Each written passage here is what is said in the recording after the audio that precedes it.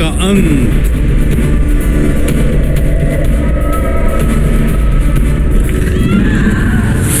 शतावट का चरम। रण क्षेत्र में योद्धाओं। यीशु मसीहा आ रहा है। क्या आप तैयार हैं?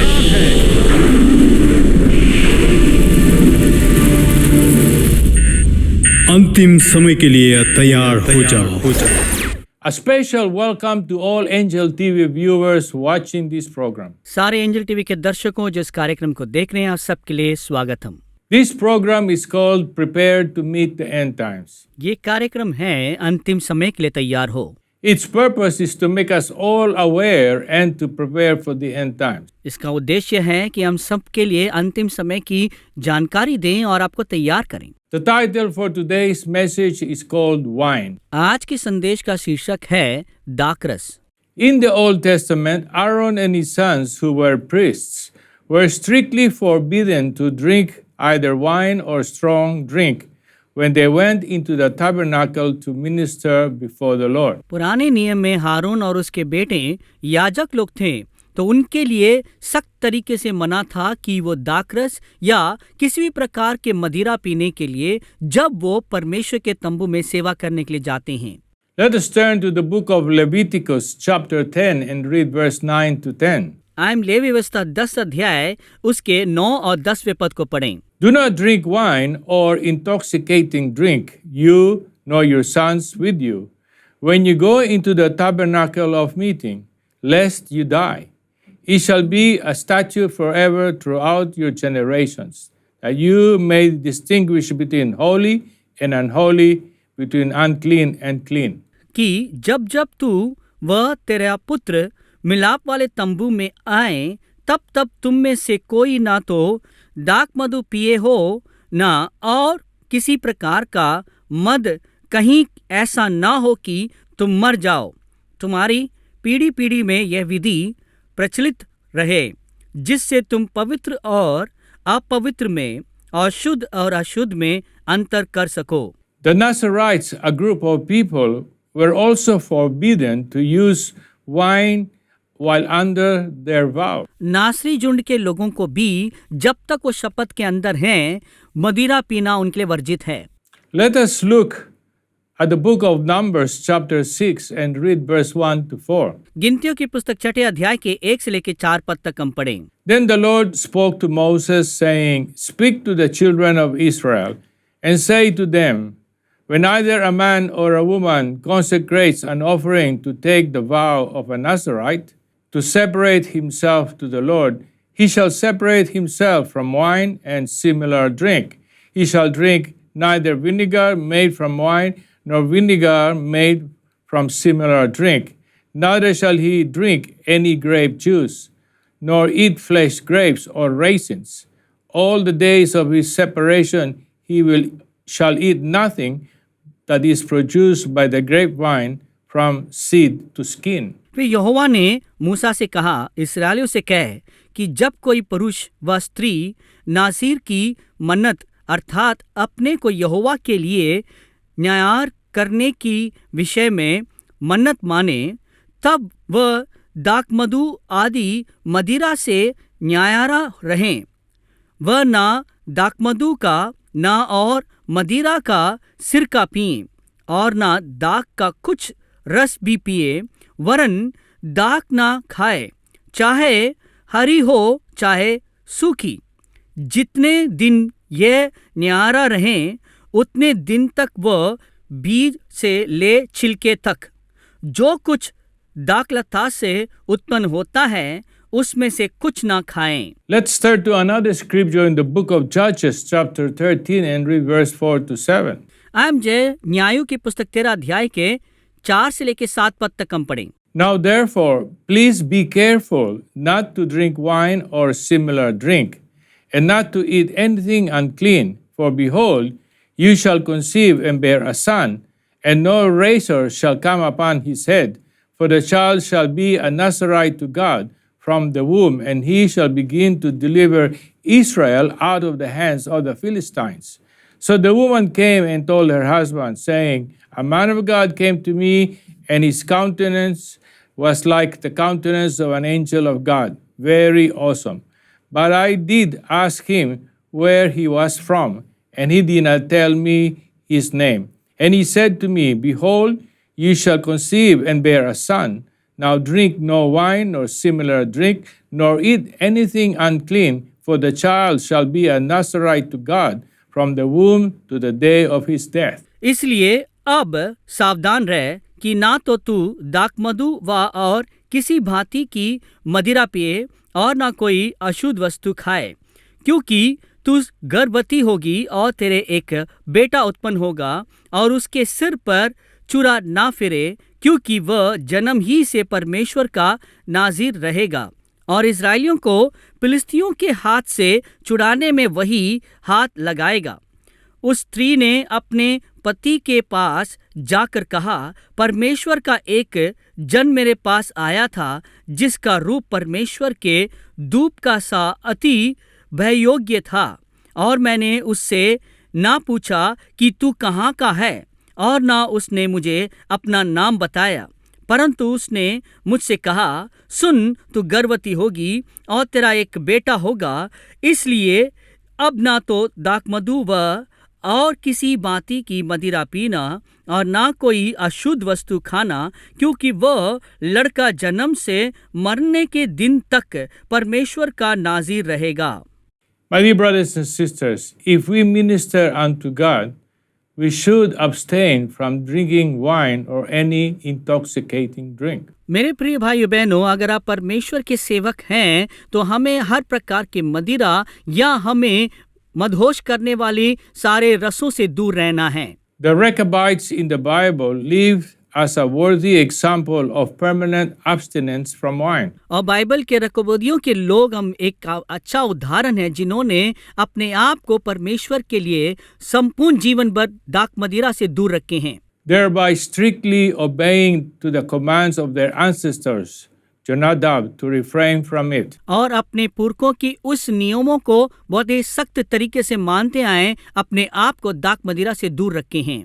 Let's turn to the book of Jeremiah, chapter 35, and read verse 6 and 7. हम जो यिर्मयाह की पुस्तक उसके 35वें अध्याय के 6 और 7 पद को हम पढ़ेंगे। For they said, We will drink no wine, for Jonadab, the son of Rechab, our father, commanded us, saying, You shall drink no wine, you nor your sons forever. You shall not build a house, nor sow seed, plant a vineyard, nor have any of this, but all your days you shall dwell in tents, that you may live many days in the land where you are a sojourner. उन्होंने कहा, हम दाख मधु ना पिएंगे, क्योंकि रेकाब के पुत्र योनादाब ने, जो हमारा पुरखा था, हमको यह आज्ञा दी थी कि तुम कभी दाख मधु ना पीना, ना तुम ना तुम्हारे पुत्र, ना घर बनाना, ना बीज बोना, ना दाख की बारी लगाना, और ना उनके अधिकारी होना, परंतु जीवन भर तंबुओं ही में रहना, जिससे जिस देश में तुम परदेशी हो उसमें बहुत दिन तक जीते रहो। Let us turn to the book of Jeremiah, chapter 35, and read 14. हम जो यिर्मयाह 35 अध्याय के 14 पद को हम पढ़ें। The words of Jonadab, the son of Rechab, which he commanded his sons not to drink wine, are performed, for to this day they drink none, and obey their father's command. But although I have spoken to you, rise early and speaking, you did not obey me. देखो, रेकाब के पुत्र योनादाब ने जो आज्ञा अपने वंश को दी थी कि तुम दाख मधु ना पीना, सो तो मानी गई है, यहाँ तक कि आज के दिन भी वे लोग कुछ नहीं पीते।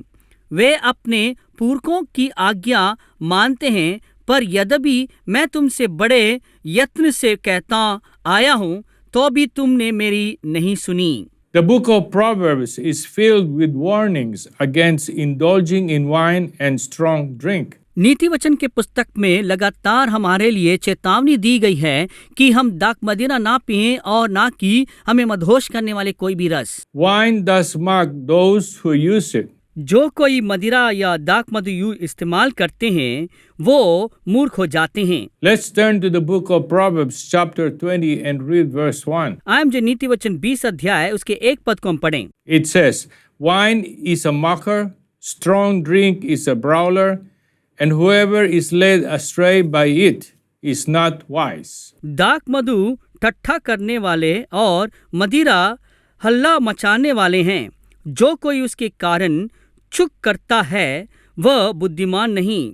What about the book of Proverbs, chapter 21, and verse 17? और नीति वचन उसके 21 अध्याय के 17 पद का क्या है? He who loves pleasure will be a poor man.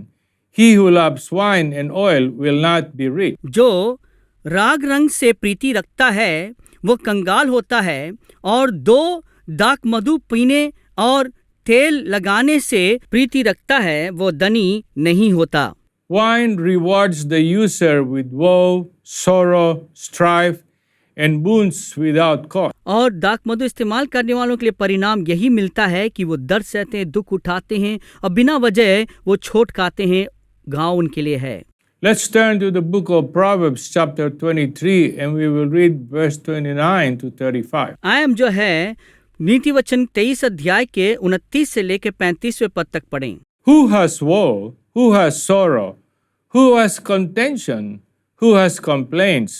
Who has wounds without cause? Who has redness of eyes? Those who linger long at the wine, those who go in search of mixed wine. Do not look for the wine which is when it's red, when it sparkles in the cup, when it swirls around smoothly. At last it bites like a serpent and stings like a viper. Your eyes will see strange things, and your heart will utter perverse things. Yes, you will be like one who lies down in the midst of a sea, or one who lies at the top of the mast, saying, "They have struck me, but I was not hurt. They have beaten me, but I did not feel. When I shall awake, that I may seek another drink." कौन कहता है हाय? कौन कहता है हाय हाय? कौन झगड़े रगड़े में फंसता है? कौन बक बक करता है? किसके आकारण घाव होते हैं? किसकी आंखें लाल हो जाती है? उनकी जो दाक मधु देर तक पीते हैं और जो मसाला मिला हुआ दाक मधु ढूंढने को जाते हैं। जब दाक मधु लाल दिखाई देता है और कटोरे में उसका सुंदर रंग होता है, और जब वह धार के साथ उंडेला जाता है तब उसको ना देखना, क्योंकि अंत में वो सर्प की नाई ढसता है और करेत के समान काटता है। तू विचित्र वस्तुओं देखेगा और उल्टी सीधी बातें बकता रहेगा, और तू समुद्र के बीच लेटने वाला या मस्तूल के सिरे पर सोने वाले के समान रहेगा।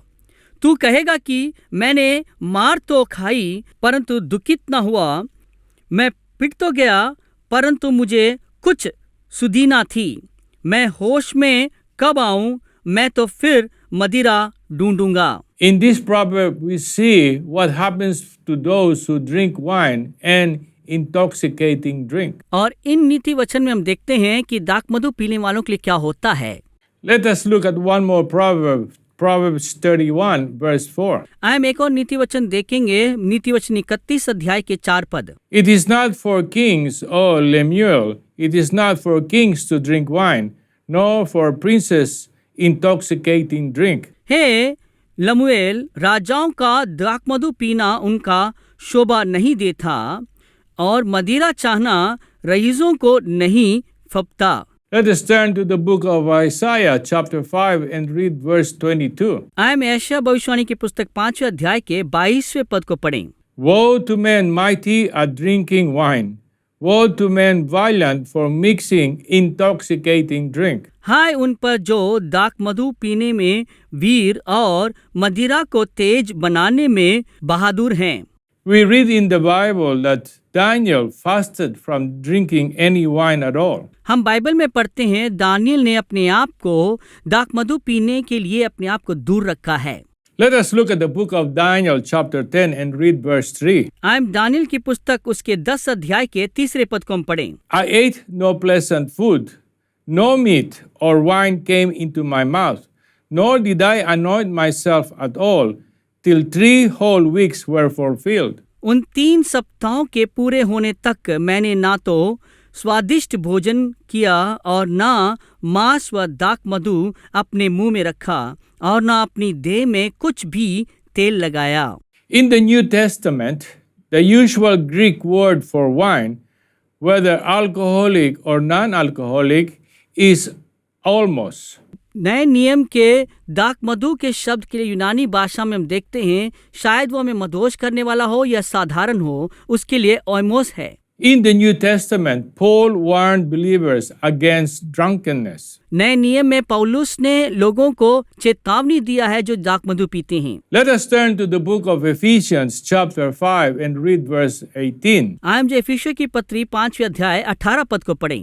And do not be drunk with wine, in which is dissipation, but be filled with the Spirit. और दाख रस से मतवाले ना बनो, क्योंकि इससे लुचपन होता है, पर आत्मा से परिपूर्ण होते जाओ। Paul also declared that deacons should not be addicted to much wine. पौलुस प्राचीनों को भी कहता है कि वे दाख मदिरा से मदहोश ना रहें। Let us turn to the book of 1 Timothy, chapter 3, and read verse 8. आइए पहला तीमुथियुस 3 अध्याय के 8वें पद को पढ़ें। Likewise, deacons must be reverent, not double-tongued, not given to much wine, not greedy for money. वैसे ही सेवकों को भी गंभीर होना चाहिए, 2 रंगी, पियक्कड़ और नीच कमाई के लोभी ना हो।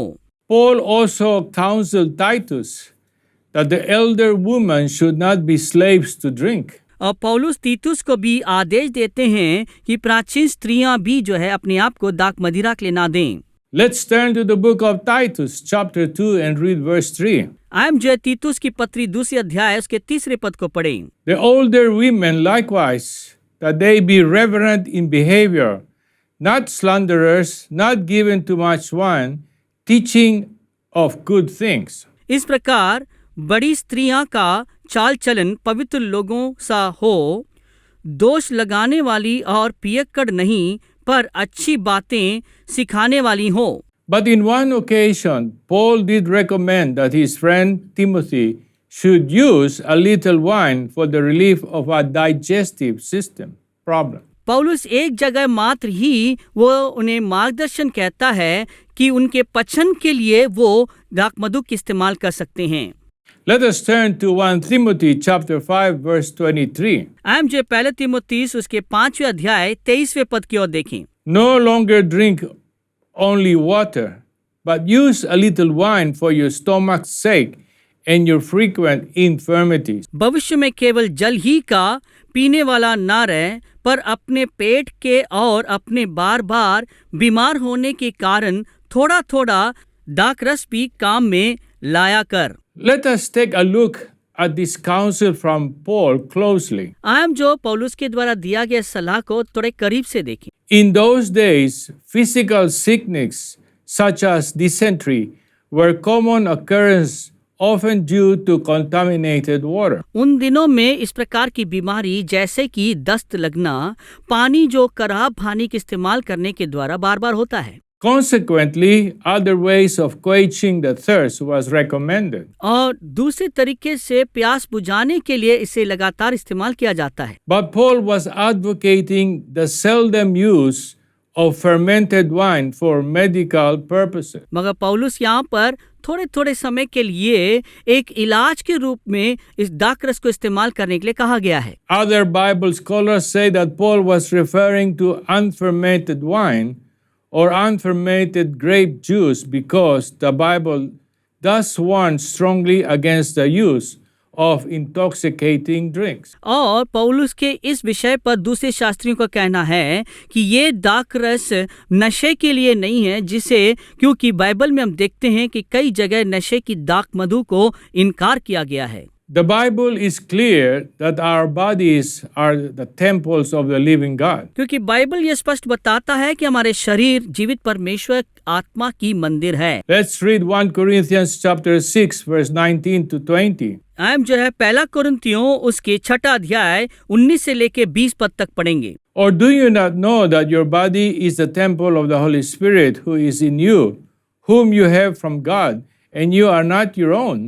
For you were bought at a price. Therefore glorify God in your body and in your spirit, which are God. क्या तुम नहीं जानते कि तुम्हारी देह पवित्र आत्मा का मंदिर है जो तुम में बसा हुआ है और तुम्हें परमेश्वर की ओर से मिला है और तुम अपने नहीं हो, क्योंकि दाम देकर मोल लिए गए हो, इसलिए अपनी देह के द्वारा परमेश्वर की महिमा करो। God is concerned with how we treat our bodies, including what we eat or drink. परमेश्वर हमारे शरीर के प्रति ध्यानपूर्वक रहता है कि किस तरीके से बर्ताव करते हैं, कि क्या हम खाते हैं पीते हैं। My dear brothers and sisters, there are short-term effects of alcohol. There are also long-term effects of alcohol. मेरे प्रिय भाई बहनों, हम आपको बताना चाहते हैं दाक मदिरा की नशा की कुछ लोगों के लिए कम असर रहता है, कुछ लोगों के लिए लंबे समय तक असर रहता है। My dear brothers and sisters, I know that many Christians drink wine or intoxicating drink. मेरे प्रिय भाई बहनों, मैं जानता हूँ बहुत से मसीह लोग दाक मधु पीते हैं और नशेक पीते हैं। I want to remind you, if you use any wine or alcohol, you could be an alcoholic in the future. मैं आपको चेतावनी देना चाहता हूँ, किसी प्रकार के दाक मधु या नशे आप पीते हैं, बाद में आप नशेड़े हो जाएंगे। The best way today is to choose not to drink at all. इसके लिए बेहतर तरीका ये होगा कि वो कभी ना हम पिएं। We have come to the end of this message, my dear brothers and sisters. मेरे प्रिय भाई बहनों, इस संदेश के अंत में आप पहुंचे हैं। Thank you for watching this program. Until we see each other again next time, God bless you all. इस कार्यक्रम को देखने के लिए धन्यवाद। अगले समय हम मिलते तक परमेश्वर आप सबको आशीष दें। आमीन।